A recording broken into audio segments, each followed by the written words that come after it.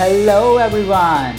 Welcome to the Layman Way, where we strive to bring the explanation of the key concepts in a very fun and engaging way. Concepts from the field of UPSC, PSC, CAT, you name it, we have it. And guys, we are trying to create a big impact by providing free quality education so that everyone can get access to this education and you can be a part of this revolutionary journey by doing just few things, liking and sharing the video and subscribing to the channel.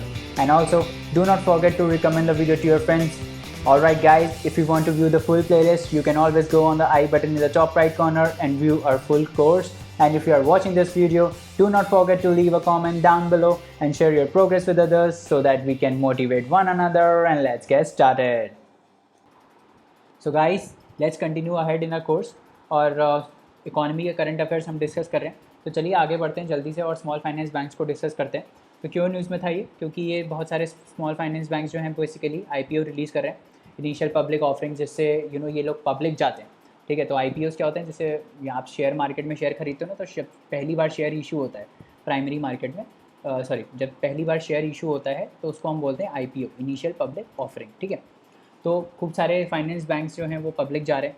अब क्यों जा रहे हैं public भाई? क्योंकि RBI का guideline है कि अगर कोई भी फाइनेंस बैंक, ठीक है, वो 500 करोड़ का नेट वर्थ जो है वो उसका हो जाता है, तो विदिन 3 ईयर्स जब उसका 500 करोड़ हो गया, 500 करोड़ मान लो जिस साल हुआ, उसके 3 साल के अंदर अंदर उसको पब्लिक होना पड़ेगा. ठीक है, it has to list itself. ठीक है, तो अब स्मॉल फाइनेंस बैंक के बारे में देख लेते हैं क्या है स्मॉल फाइनेंस बैंक. ठीक है, तो नाम से सजेस्ट कर रहा है स्मॉल फाइनेंस बैंक्स, तो छोटे क्रेडिट देते हैं बेसिकली ये लोग, इसीलिए छोटे अमाउंट ऑफ लोन्स देते हैं, इसीलिए इसको हम लोग बोलते हैं स्मॉल फाइनेंस बैंक्स. ठीक है, तो they are a private financial institutions for the objective of financial inclusion without any restriction in the area of operation, unlike the RRBs and local area banks. तो जैसे आरआरबीज होते हैं, RRBs क्या होते हैं? ये रूरल एरियाज़ में ही होते हैं ना, तो ये रूरल एरियाज़ में सर्व करने के लिए होते हैं. तो ऐसे जो है इस टाइप का रेस्ट्रिक्शन कोई स्मॉल फाइनेंस बैंक्स में नहीं है. ठीक है, स्मॉल फाइनेंस बैंक्स कहीं भी ऑपरेट कर सकते हैं. इनका बेसिक मोटिव होता है कि ज़्यादा से ज़्यादा लोगों को फाइनेंशियल इंक्लूजन में लाना, क्रेडिट प्रोवाइड करना. तो इनका इंटरेस्ट रेट भी थोड़ा सा ना ज़्यादा रहता है, क्योंकि ये लोग लोन कम देते हैं. ठीक है, छोटे लोन्स देते हैं.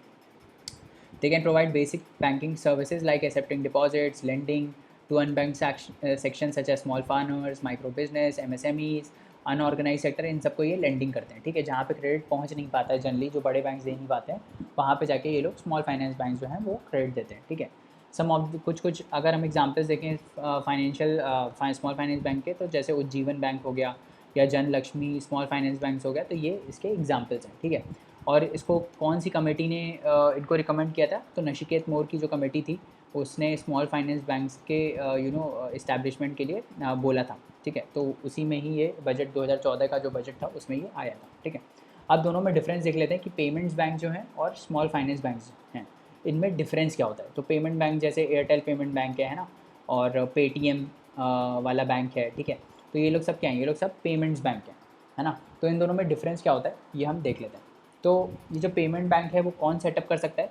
ये कोई भी कार्ड इशूअर जो है, टेलीकॉम कंपनीज़ हैं, एनबीएफसीज़ हैं, बैंकिंग करेस्पॉन्डेंट्स हैं, सुपरमार्केट चेन्स हैं, कॉरपोरेट्स हैं, है ना, रियल्टी कोऑपरेटिव्स हैं, है ना, पीएसयूज़ हैं. ये लोग सब मिलके ये लोग सब बेसिकली पेमेंट्स बैंक को इंट्रोड्यूस कर सकते हैं. ये लोग सब पेमेंट्स बैंक्स इस्टेब्लिश कर सकते हैं. और स्मॉल फाइनेंस बैंक कौन इस्टेब्लिश कर सकता है?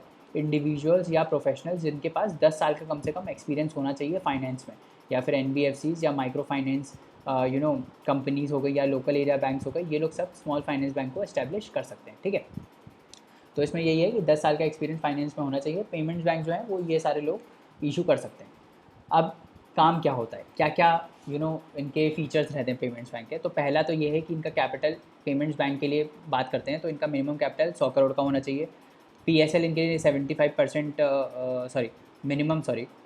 जो इसमें मिनिमम है 75% ऑफ द डिपॉजिट, जो इनका भी जितना भी डिपॉजिट आ रहा है, ठीक है, जितना भी इनके में डिपॉजिट आता है उनका 75% इनको गवर्नमेंट बॉन्ड्स में इन्वेस्ट करना पड़ता है, और बाकी जो 25% है वो बाकी बैंक्स में डिपॉजिट करना पड़ता है. ठीक है, और 26% ऑफ द इन्वेस्टमेंट जो है वो इंडियंस के थ्रू होना चाहिए इसमें. ठीक है, इनको लिस्ट करना पड़ता है जब इनका जो नेटवर्थ है वो 500 करोड़ क्रॉस कर जाता है. जैसे हमने एसएफबीज़ में बात किया था ना कि जब इनका 500 करोड़ का वर्थ हो जाता है तो इनको लिस्ट करना पड़ेगा, आईपीओ इशू करना पड़ेगा.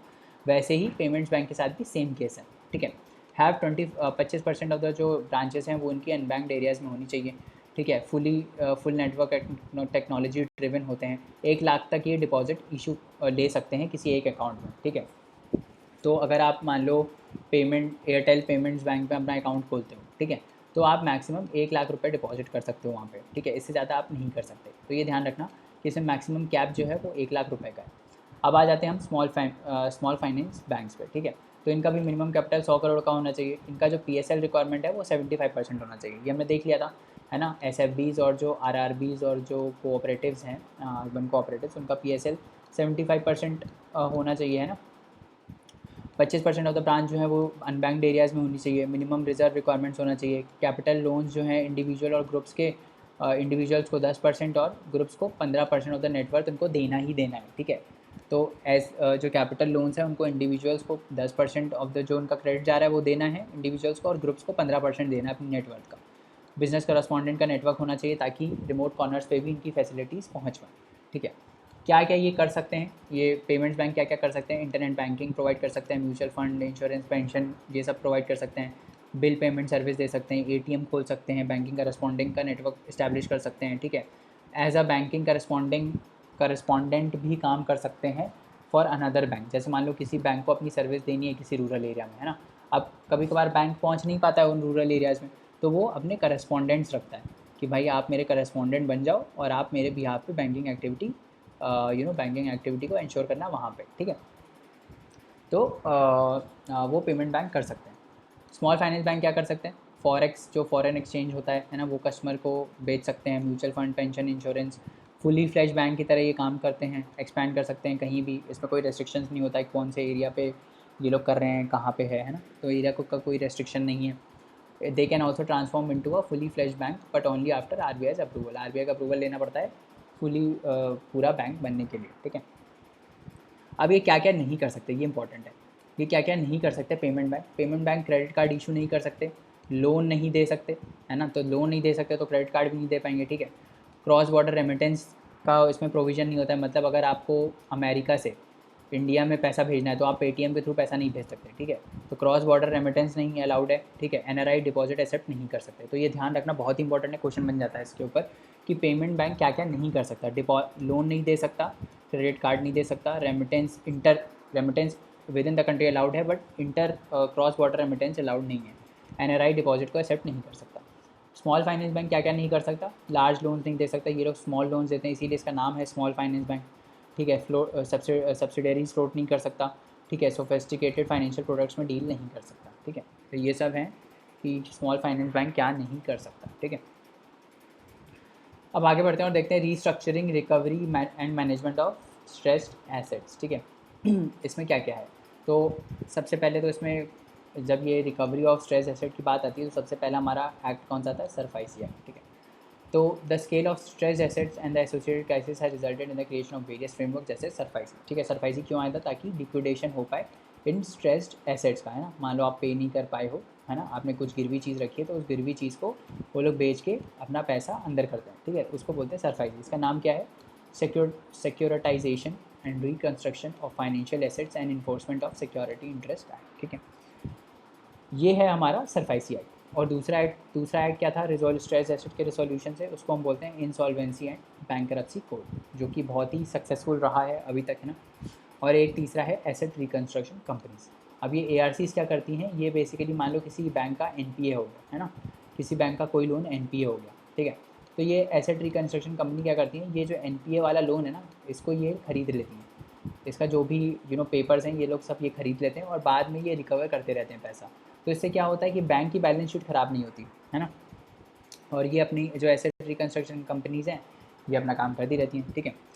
कॉर्पोरेट रिस्ट्रक्शन स्कीम एक आई है under section 230 to 32 of the companies act. ये स्कीम क्या प्रोवाइड करती है? The scheme is in process, debtor in possession and scheme is binding on the company and all it's. बेकार है कुछ इंपॉर्टेंट नहीं है ये scheme.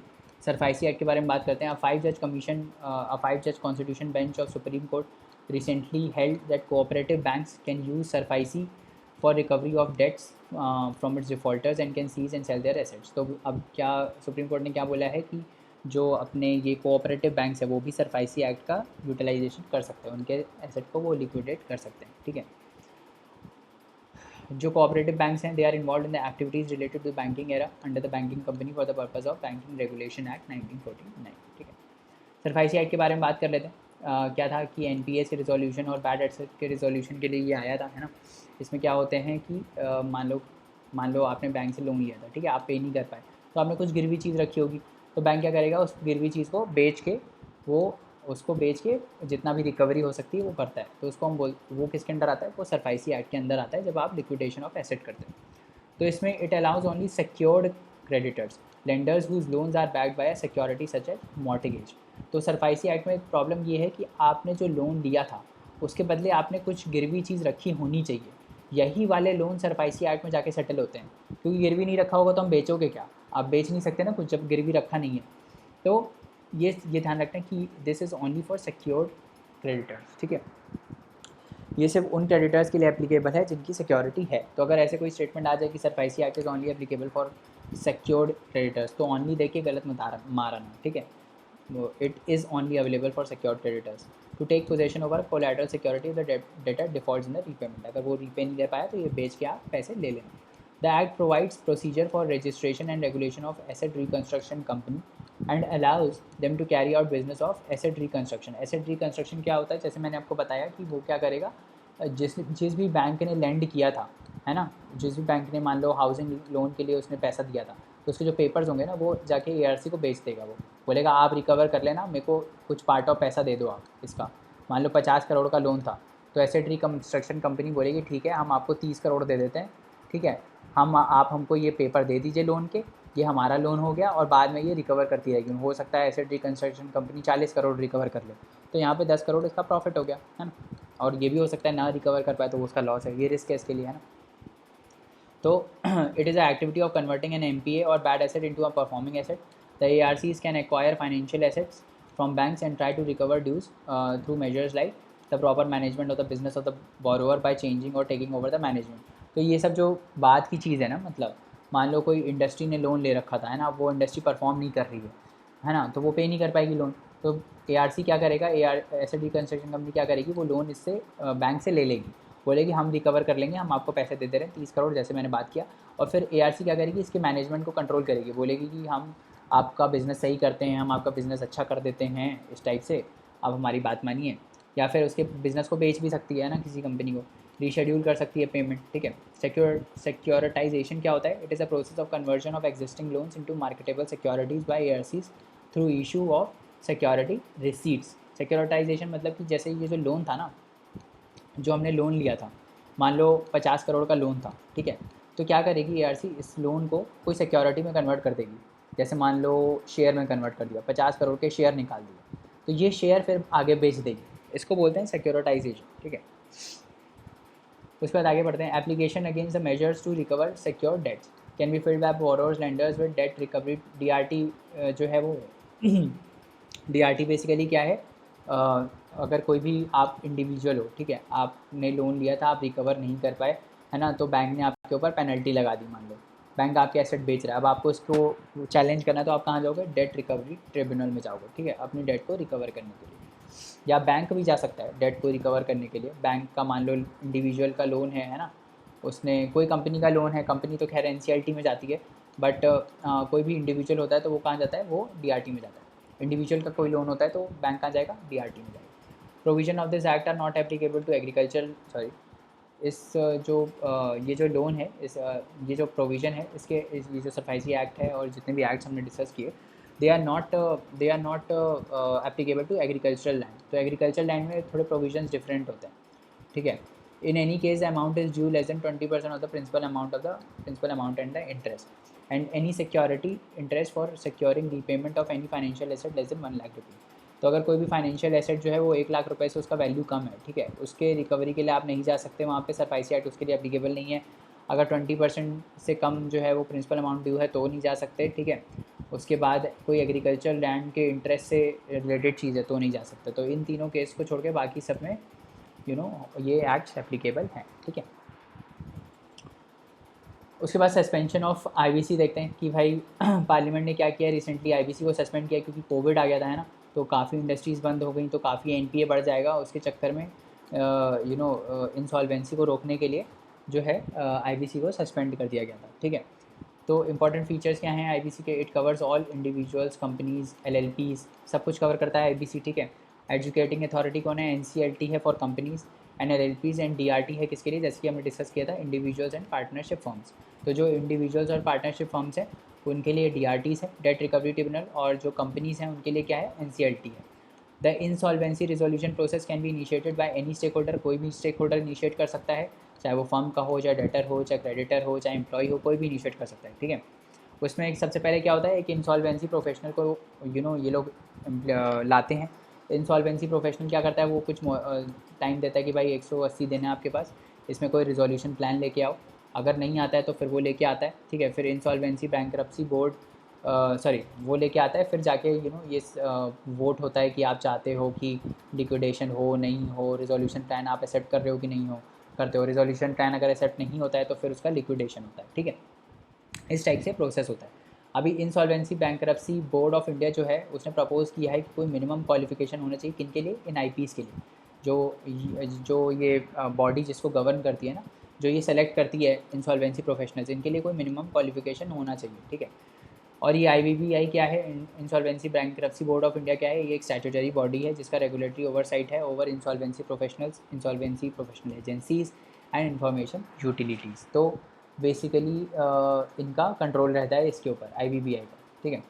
The law prescribes that this insolvency resolution process has to be completed within 180 days. तो 180 दिन के अंदर ये रिजोल्यूशन प्रोसेस कंप्लीट हो जाना चाहिए, और एक्सटेंड हो सकता है 90 दिन से, ठीक है। कोई अगर कोई केस कॉम्प्लेक्स है तो उसी केस में बस ये 90 दिन एक्सटेंड हो सकता है, नहीं तो 180 दिन मतलब 6 महीने के अंदर अंदर वो कंप्लीट हो जाना चाहिए, ठीक है। If a decision is not reach with in time firm, the firm will be liquidated, ठीक है। अगर रिजोल्यूशन प्लान काम नहीं किया तो उसके एसेट्स को हम लिक्विडेट कर देंगे, ठीक है। वाटरफॉल मैकेनिज्म अंडर IBC हम देखते हैं कि अगर काम नहीं किया तो क्या होगा। This mechanism under IBC gives priority to secured financial creditors over unsecured financial creditors, ठीक है। तो जिसके पास सिक्योरिटी है, जिसके पास मान लो आपने लोन दिया था और आपके पास क्या है, आपके पास उसका कोई गिरवी चीज़ है, तो उसको हम सिक्योरिटी बोलते हैं ना, तो वो सिक्योर्ड फाइनेंशियल क्रेडिटर्स होते हैं। तो ऐसे लोगों को प्रेफरेंस दिया जाएगा, ऐसे लोन लेंडर्स को प्रेफरेंस दिया जाएगा over unsecured financial creditors. It says that if a company is being liquidated, the secured financial creditors must be first paid, इनको सबसे पहले पेमेंट मिलेगा, और फिर जाके अगर बचा तो अनसिक्योर्ड फाइनेंशियल क्रेडिटर्स को पेमेंट मिलेगा, ठीक है। अब IBC और SARFAESI एक्ट में थोड़ा डिफरेंस देख लेते हैं क्या है। IBC जो है वो दोनों सिक्योर्ड और अनसिक्योर्ड फाइनेंशियल क्रेडिटर्स को कवर करता है, और SARFAESI एक्ट सिर्फ सिक्योर्ड को कवर करता है, तो ये ध्यान रखना, दोनों में डिफरेंस है। Court takes precedence over SARFAESI, तो पहले IBC आता है, उसके बाद अगर कोई मतलब अगर कोई रिजोल्यूशन प्लान काम नहीं करता है तभी लिक्विडेशन होता है, और लिक्विडेशन किसके अंडर होता है? लिक्विडेशन SARFAESI एक्ट के अंदर होता है, ठीक है। तो पहले IBC आता है और फिर SARFAESI आता है। अब इसमें सेपरेट एजुकेशन है, एजुकेशन अथॉरिटीज़ हैं LLP और इंडिविजुअल्स के लिए, जैसे NCLT, DRT, इसमें एक ही है। DRT ही एक बॉडी है जो अगर SARFAESI एक्ट के अंदर कुछ प्रॉब्लम होता है ना, तो SARFAESI एक्ट के अंदर अगर कोई प्रॉब्लम होता है तो आप कहाँ जाते हो? आप DRT में ही जाते हो, ठीक है, आप कहीं और नहीं जा सकते, ठीक है। चलिए, तो चलिए दोस्तों, आज के लिए इतना रहने देते हैं, बाकी कंसेप्ट्स नेक्स्ट लेक्चर में पढ़ेंगे। और जाने से पहले लाइक, शेयर, सब्सक्राइब करना ना भूलें, चैनल को रिकमेंड करें अपने दोस्तों को, और आप हमको अपने डाउट्स और क्वेरीज़ जो हैं वो queries@thelaymanway.com पे भेज सकते हैं, जहाँ पे हम आपका रिप्लाई इंस्टेंटली करेंगे। तो चलिए नेक्स्ट लेक्चर में मिलते हैं, तब तक पढ़ते रहिए, हार्ड वर्क करते रहिए। Thank you so much, bye bye and take care.